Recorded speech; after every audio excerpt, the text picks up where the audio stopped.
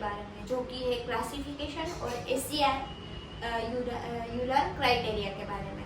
अब जो पूरा आरए है वो पूरा बेस्ड है क्लिनिकल बेस्ड। अगर आपके पास ये सब चीज़ें हैं और इसका पर्टिकुलर स्कोर इसके अबाव आ रहा है तो आपको मतलब पेशेंट को आरए डायग्नोस कर सकते हैं।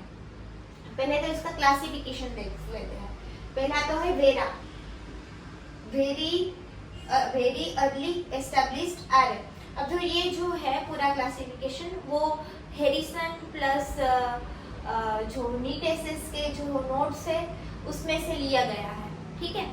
तो इसमें देखते हैं तो फर्स्ट पॉइंट है तो वेरा है, जो उसमें क्या आता है विद इन 3 मंथ के अंदर डायग्नोस हो जाता है।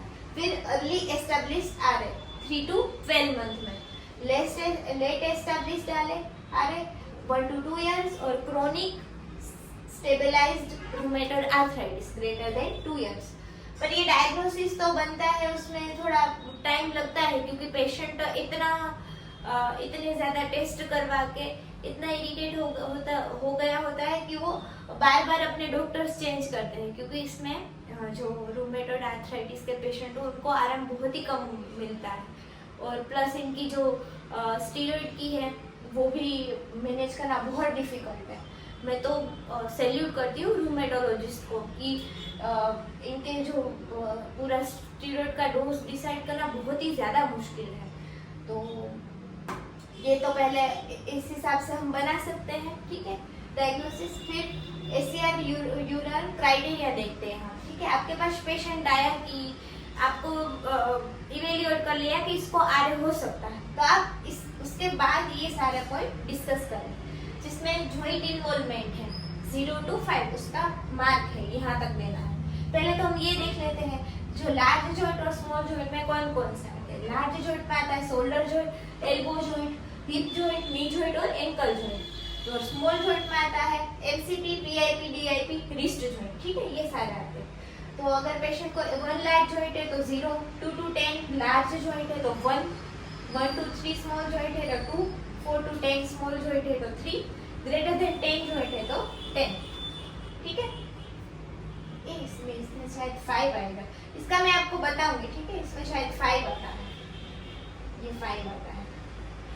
अब इन्होंने भी क्या ही बनाया, बीच में से 4 गायब कर दिया, याद रहता हो तो भी भूल जाए इंसान। ये अमेरिकन गाइडलाइन, अमेरिकन सोसाइटी है ना रूमेटोलॉजिस्ट की, उसके हिसाब से, ठीक है। यहाँ पे शायद 5 ही आता है। फिर सीरोलॉजी, सीरोलॉजी में क्या करेंगे, रूमेटॉइड फैक्टर करेंगे, ACPA करेंगे, एंटीसिटोरियल पेप्टाइड एंटीबॉडी, ठीक है। नेगेटिव रूमेटॉइड फैक्टर है, नेगेटिव ये ACPA है तो 0 देंगे। Low positive RF, strong positive ACPA है तो 2, हाई पॉजिटिव रूमेटॉइड फैक्टर और नॉन पॉजिटिव ACPA तो 3 देंगे, ठीक है। फिर इसके बाद एक्यूट फेस है, पूरा RA, पूरा रूमेट, CRP और ESR बेस्ड ही है। अगर ये दोनों बड़े हुए हैं तो हमें ट्रीटमेंट स्टार्ट करनी ही है। नॉर्मल CRP ESR 0, ठीक है, और एब्नॉर्मल CRP ESR को 1 देंगे। फिर duration of symptom less than 6 week हो गए तो 0, ग्रेटर देन 6 वीक हो गए तो 1। तो लोग आजकल डॉक्टर्स ड्यूरेशन भी नहीं पूछते, डायरेक्ट टेस्ट करवाने भेज देते हैं, ठीक है। टोटल स्कोर इसका अगर हमने ये सबसे गिन लिया, अगर इसका टोटल स्कोर ग्रेटर देन 6 आता है तो वो डिफाइन करता है रूमेटॉइड आर्थराइटिस, और इसके बाद आप अपनी ट्रीटमेंट चालू कर सकते हैं। किसी पेशेंट के जो ये पूरे आ गया तो आप अपनी जो ट्रीटमेंट है उसका अकॉर्डिंग पेशेंट में चालू कर सकते हैं, ठीक है। तो ऐसे ही वीडियोस के लिए लाइक करें, शेयर करें, कमेंट करें और सब्सक्राइब करें। Thank you for watching.